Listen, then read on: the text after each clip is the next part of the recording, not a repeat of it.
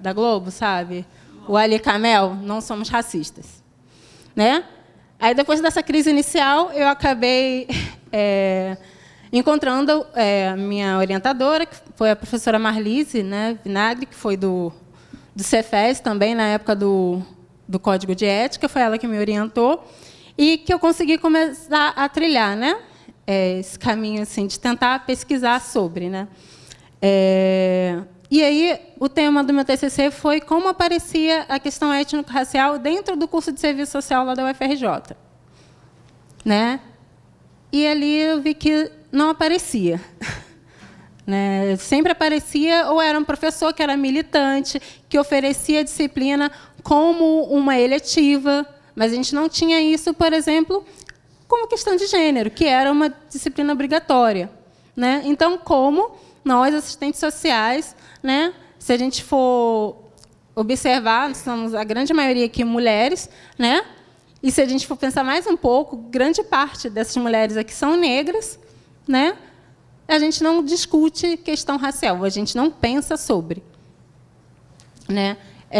E aí, hoje, né, falar sobre a campanha assim, me deixa até emocionada. Né.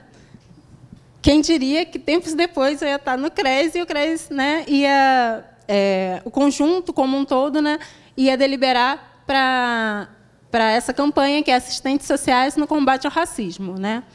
E, considerando a atual conjuntura em que a gente vive, né, que a gente tem aí uma conjuntura muito boa pela frente, com a PEC do fim do mundo, né, a gente não sabe quem é que vai assumir, né, a questão da presidência, então a gente tem aí um quadro que pode piorar e muito. Né? É imprescindível que a gente comece a discutir, né, quem é esse público que a gente atende, quem é essa população. Né? No nosso cotidiano, a gente se pergunta. Eu hoje trabalho no CREAS, né? Que é um local que a gente trabalha direto com violação de direito. Hoje eu tenho indicadores de perceber que as pessoas de cor preta, né, a população preta, ela está mais vulnerável, está com violação de direito? Será que hoje eu tenho isso? Será que a gente consegue, enquanto assistentes sociais, né, produzir indicadores, né, que a população negra consegue ter acesso igualitário à saúde? Sabe? Eu acho que todos esses são elementos que é para a gente pensar. Né? Vou fazer até vou relembrar algumas discussões que geralmente eu tenho com alguns profissionais, que algumas pessoas sentem até dificuldade, por exemplo, na hora da gente perguntar qual é a cor dessa pessoa. Né? E isso também é um elemento que a gente tem que pensar sobre. Por que a nossa dificuldade de perguntar qual é a cor? Por que da nossa dificuldade de se identificar enquanto mulher negra? Eu só consegui me identificar enquanto mulher negra quando eu fui para a faculdade. Até então, eu não era mulher negra. Ai daquele que me chamasse de preta. Eu ficava, desculpa a expressão, mas eu ficava puta mesmo com quem me chamasse de preta, antes de eu entrar na faculdade, enfim, ter tido envolvimento com o movimento negro, enfim. Né? E a gente precisa se perguntar por que dessa nossa dificuldade, né, de lidar com essa classificação racial. Né? Por que a dificuldade dessa população em se identificar racialmente? A gente precisa pensar sobre isso. Sabe? A gente não pode invisibilizar as questões raciais, porque a gente vai estar contribuindo para que a manutenção do status, que as coisas se perpetuem, continuem. Né? A gente vai permitir que novas violações, né, novas vulnerabilidades permaneçam. Né? E, nesse contexto, né, em que as pessoas, que a gente tem um candidato a presidente que faz questão de colocar todo o chorume que ele tem dentro dele para fora, e as pessoas aplaudem isso, né, é fundamental que a gente reafirme isso, reafirme o nosso compromisso que está lá no Código de Ética. Tá? É só essas indagaçõezinhas, eu não sei se eu falei muito, tá? Convido a todos, né, a debater um pouco sobre. Agradeço a presença de todo mundo, agradeço a Patrícia, agradeço a Cleide. Tá? É isso. Esqueci só de falar, ele não. Agradecemos as palavras, o posicionamento político das nossas companheiras e convidamos para se juntar na plenária para assistirem à continuidade da programação. Bom, agora a gente vai compor, então, a mesa expositora. Para a coordenação da mesa, chamamos, né, ou pedimos para que ela continue na mesa, né, a assistente social Cleide Semenzato, e também convidamos, né, o nosso querido amigo Everaldo Becker, conselheiro do CRES São Paulo e membro da COF estadual. Seja bem-vindo, Everaldo.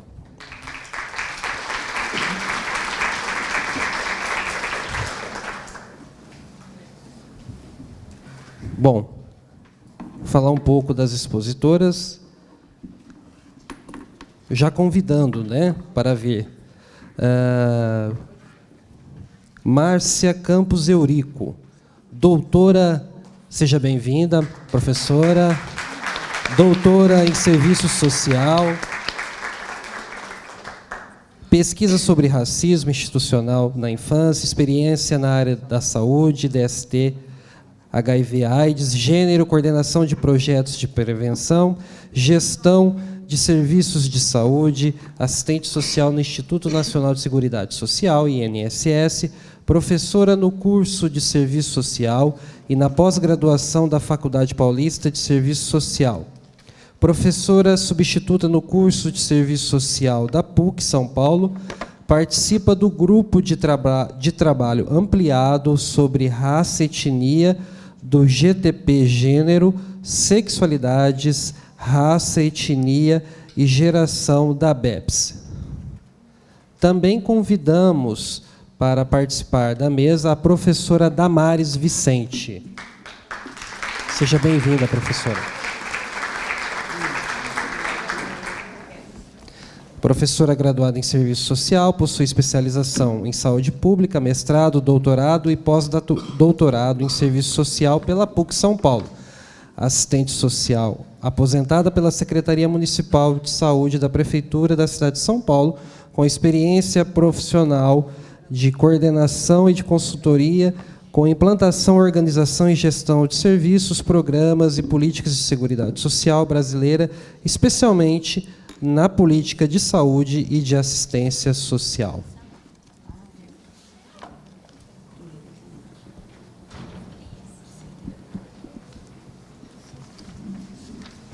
Também iremos convidar para participar da mesa Maiara Isis. Por favor, Maiara.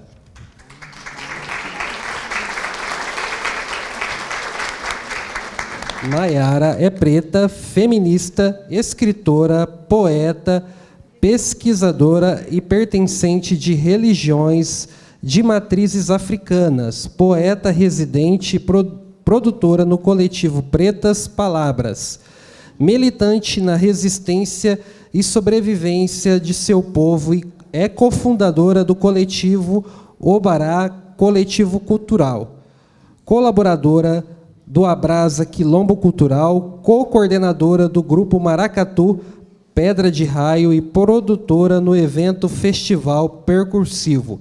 Militante feminista, integrou o Núcleo de Mulheres Negras e o Núcleo de Padrões e Gordofobia do Movimento Mulheres em Luta Rio Preto.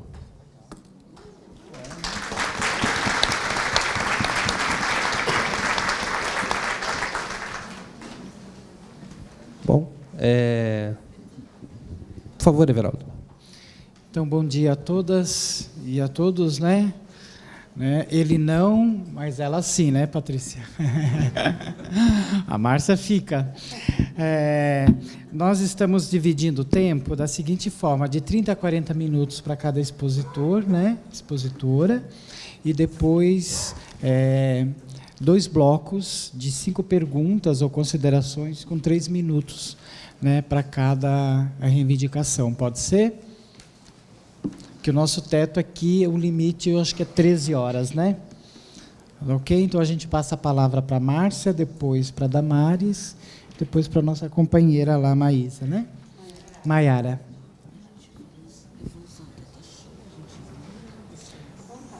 Como você achar melhor, Márcia. Bom dia. Quero agradecer ao CRES pelo convite, né? Ao CRES, à COF. Quero dizer da minha alegria de estar aqui. E estou esperando o calor, né? Me fizeram uma propaganda grande de que essa cidade é muito quente, né? Mas eu ainda estou sentindo frio. Mas me disseram que até o final do dia eu vou descobrir isso. Vamos ver, né? Então, quero agradecer muito, dizer que é uma alegria e também uma emoção estar aqui na mesa. E a tarefa que me foi dada foi a tarefa de discutir numa mesa muito ampla. Até falei isso para a Damares, né? O título da mesa ele é enorme, mas é um debate extremamente necessário. E aí eu vou fazer um recorte e eu vou trabalhar a partir da incidência do racismo institucional para os trabalhadores de serviço social e na relação dos trabalhadores com a população atendida. Então, esse é o recorte que eu vou fazer nesse momento.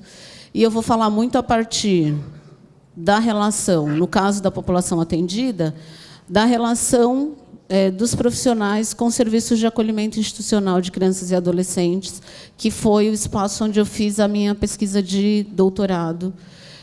E aí, para trabalhar como é que os profissionais percebem a incidência do racismo no cotidiano das crianças negras que ficam institucionalizadas por mais tempo.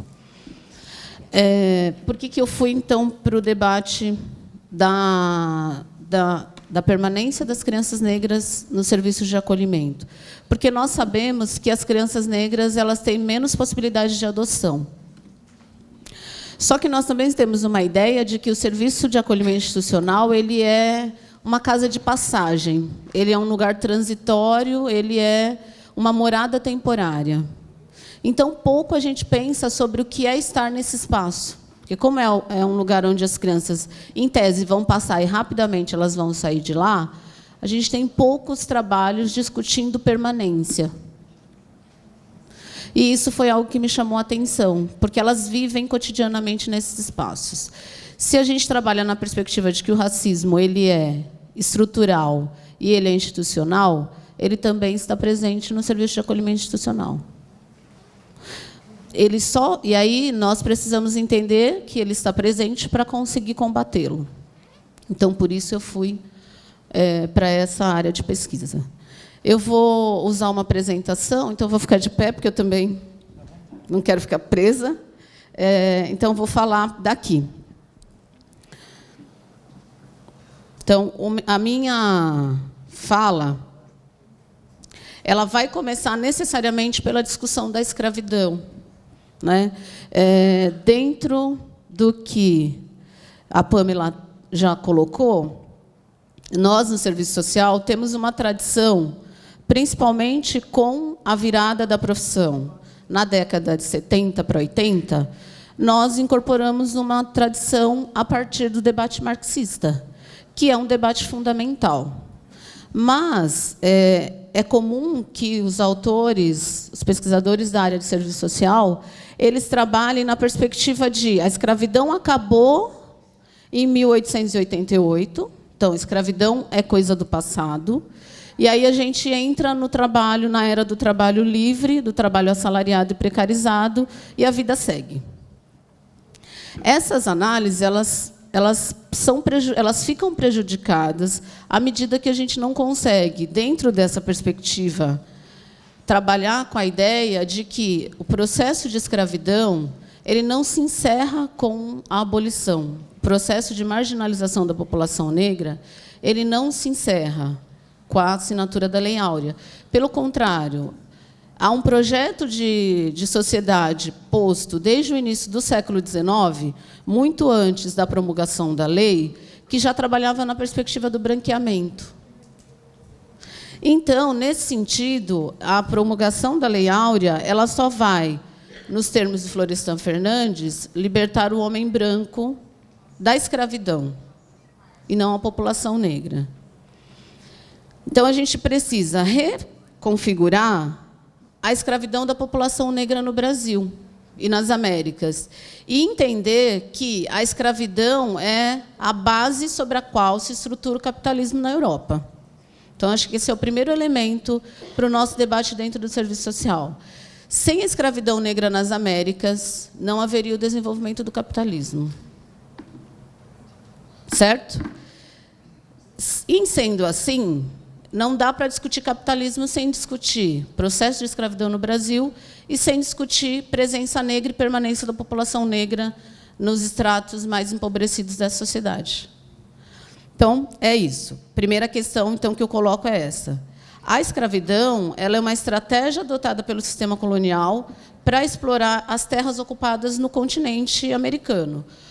O Clóvis Moura vai dizer que o processo de evolução do capitalismo ele se estrutura a partir dos 3 continentes. Da África se retira a mercadoria mais preciosa para o capitalismo, que é a mão de obra da população negra. Das Américas se retiram as riquezas a partir da expropriação desse trabalho, dessa população não remunerada. Um outro autor, que é o Aníbal Quijano, ele vai discutir, inclusive, que o projeto de submissão da população negra à escravidão ele é um projeto muito bem orquestrado e muito bem organizado, porque, naquele período, na Europa, já havia trabalhador assalariado. Então, não utilizar a mão de obra africana nas Américas como uma mão de obra assalariada cumpre uma função de permanência do racismo, de manutenção da desigualdade racial, a partir de uma ideia da branquitude e de uma superioridade branca que vem com a construção da branquitude. Portanto, e aí Emília Viotti é uma outra autora que eu gosto muito, Emília Viotti da Costa, uma historiadora super importante, que a gente quase não usa no serviço social, mas é uma historiadora que vai dizer que a escravidão é uma instituição integrante do sistema colonial, característico da fase de acumulação primitiva e mercantil, do capital e da formação do Estado moderno na Europa Ocidental. É a partir daí que a gente precisa trabalhar a realidade brasileira. Escravidão não... E aí, no livro da Yamamoto, que a gente estuda lá no primeiro ano, no primeiro parágrafo da parte 2, capítulo 1, ela diz: o processo de escravidão marca profundamente o passado recente da sociedade brasileira. A gente precisa reconstruir esta frase. O processo de escravidão marca permanentemente a formação da sociedade brasileira. Ele não marca o passado, ele está presente na atualidade. E ele vai se expressar também no serviço social, porque, à medida que há um avanço da profissão rumo à classe trabalhadora, a gente também tem uma presença negra maior entre os profissionais. Então, e aí, muitas vezes, no cotidiano de trabalho, eu estou diante de uma profissional ou de um profissional negro que se depara com o racismo da população que ele atende e que não consegue fazer esse distanciamento. E aí a gente discute a questão do desgaste mental. Há um desgaste mental quando os profissionais estão atendendo, por exemplo, na assistência, nos serviços de medida, e aí, na segunda-feira, ele recebe a notícia de que um dos seus adolescentes foi assassinado, né? E aí a gente não para discutir o que é esse assassinato da juventude negra no âmbito da sociedade brasileira. Então, acho que tem tudo a ver, e o racismo precisa ser trabalhado de uma maneira mais contundente por nós. E aí, a partir de onde eu estou fazendo essa defesa? Nós temos um projeto ético-político, que também a mesa já colocou, que se posiciona a favor da luta da classe trabalhadora, né? Então, não dá para a gente continuar trabalhando na perspectiva de que essa classe trabalhadora é homogênea. Essa classe trabalhadora tem rosto, tem cara, tem características. E eu preciso coletar dados referente à raça-cor. E eu preciso coletar dados de todas as pessoas, em todas as pesquisas, que esse é outro problema no serviço social. Nem sempre a gente encontra o dado de raça-cor. Quando a gente só encontra em relação à população negra. Então, como é que eu faço análises comparativas? Se eu não uso o dado quando eu estou trabalhando com uma população branca, por exemplo. Faz toda a diferença fazer uma análise, por exemplo, em relação ao envelhecimento, quando eu estou diante de uma amostra de mulheres idosas que moram nas regiões mais ricas da cidade, em comparação a um grupo de mulheres idosas que mora nas regiões mais periféricas. Como o dado da cor não aparece nem de um lado nem do outro, aí fica mais difícil a gente colocar os dados do racismo como algo real, como algo concreto. Então, eu tenho trabalhado muito nessa perspectiva de que o dado raça-cor é para todos os grupos. A gente não está fazendo uma reivindicação do dado para qualificar a população negra. Mas, inclusive, para quando eu pego uma pesquisa que está trazendo uma melhora na condição de vida de um grupo populacional, para eu entender que grupo é esse. E se essa relação dessa mudança está diretamente ligada ao seu pertencimento étnico-racial. Tudo bem? Daqui a pouco você me fala, quando eu estiver na metade do tempo, para mim, porque senão eu vou falar demais. Bom, aí a gente tem uma outra questão, que é o nosso código de ética, né? E aí os autores que trabalham com o código de ética, e a própria Maria Lúcia Barroco, que é uma referência para nós, ela vai discutir que a gente precisa trabalhar a ética como algo concreto, mas que muitas vezes a gente trabalha a ética no plano do abstrato. Então, se eu trabalhar a ética na perspectiva concreta das ações cotidianas, não há como não discutir pertencimento racial. Então, a gente precisa voltar para os fundamentos da profissão, voltar para as dimensões técnico-operativas, ético-políticas e teórico-metodológicas, para entender que, se a centralidade da nossa intervenção, da nossa ação, é a pessoa que nós atendemos, é o sujeito atendido, eu preciso ressignificar esse sujeito a partir dessas características que lhe são particulares, mas que falam sobre a realidade dele. Então, na perspectiva ética, toda vez que a gente deixa passar como uma dimensão pouco importante a dimensão étnico-racial, a dimensão de gênero, a dimensão da orientação sexual e da identidade de gênero, nós estamos trabalhando o código de ética numa perspectiva abstrata.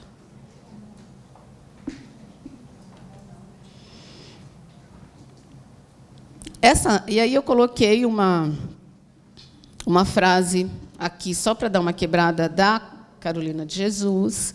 Eu digo que toda assistente social deveria ler Quarto de Despejo, porque a forma como ela retrata a condição de vida da população nas favelas, e na favela do Canindé, em São Paulo, onde ela vive, nos faz questionar a nossa intervenção profissional.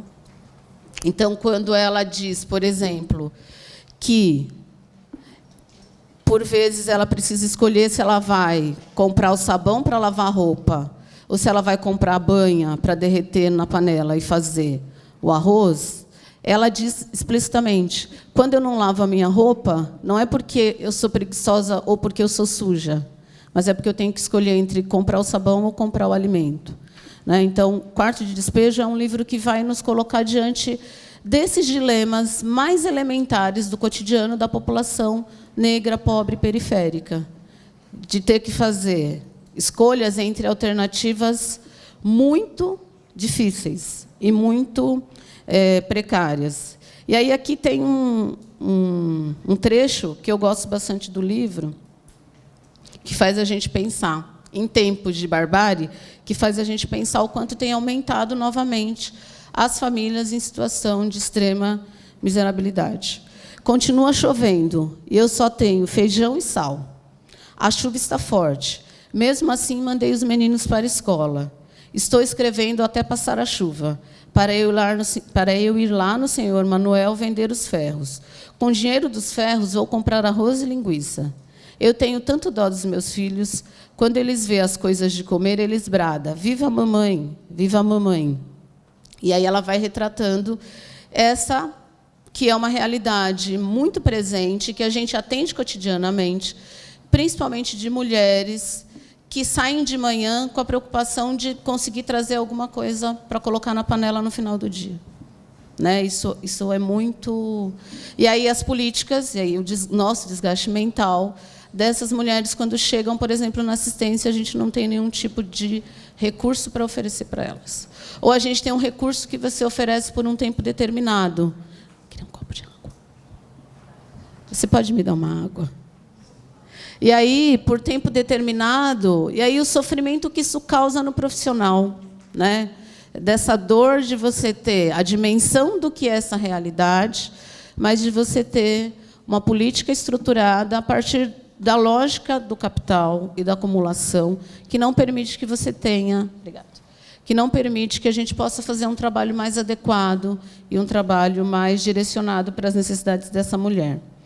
Então, acho que Carolina é um alento para a gente pensar um pouco como é que a gente pode lidar com isso. Na sequência, é importante marcar, então, que escravidão e capitalismo não se confundem. No sentido moderno da escravidão, o capitalismo cria e depois ele destrói a escravidão a partir do interesse da acumulação primitiva do capital. Mas ele mantém, na atualidade, vários segmentos populacionais na condição de servidão. Né? Então, quando a gente observa os debates sobre o trabalho intermitente, ou sobre a possibilidade de se trabalhar em troca de casa e comida, a gente está reatualizando um processo de servidão. Então, é importante que a gente consiga, na análise do trabalho, do debate sobre trabalho na sociedade brasileira, entender que escravidão, servidão e trabalho assalariado, eles coexistem nos tempos históricos. Porque, às vezes, a gente faz uma análise linear que havia servidão, modo do feudalismo, depois do feudalismo a gente vai para a escravidão, e depois da escravidão a gente vai para o trabalho assalariado, e está tudo certo. Não é uma relação linear. Esses modos de expropriação da força de trabalho, eles coexistem. Se a gente não entender isso, a gente não consegue também avançar no debate que, para nós, é muito caro, do trabalho enquanto atividade vital do ser humano. Vou passar um pouquinho, porque é isso que eu já falei. E aí, o desgaste mental. O que eu entendo que aparece como um grande desgaste para nós? A noção da democracia racial. Esse é o nosso grande problema. Né? Então, a gente tem uma noção de democracia racial que se mantém, apesar do movimento negro já ter denunciado, não só o movimento negro, mas eu entendo que a ação do movimento negro ela é muito importante nesse sentido. Apesar de a gente discutir que o Brasil não é democrático em nenhum aspecto, e, portanto, ele não vai ser democrático do ponto de vista racial, ainda permeia sobre nossas cabeças uma ideia de que há democracia racial no Brasil. Quando uma assistente social diz para mim que racismo não existe, essa pessoa está fazendo a defesa da democracia racial que está presente na realidade brasileira no início do século passado. Na minha pesquisa do mestrado, eu trabalhei com assistentes sociais da saúde e do judiciário. E aí foi muito interessante perceber a reatualização do discurso da democracia racial. Só um minutinho.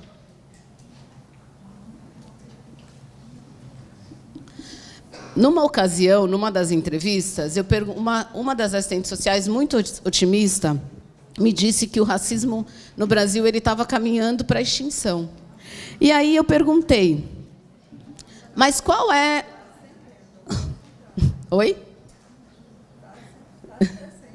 E aí eu perguntei para ela, mas o que você acha que vai fazer com que o racismo no Brasil continue diminuindo, porque ela fazia uma defesa da redução, e que ele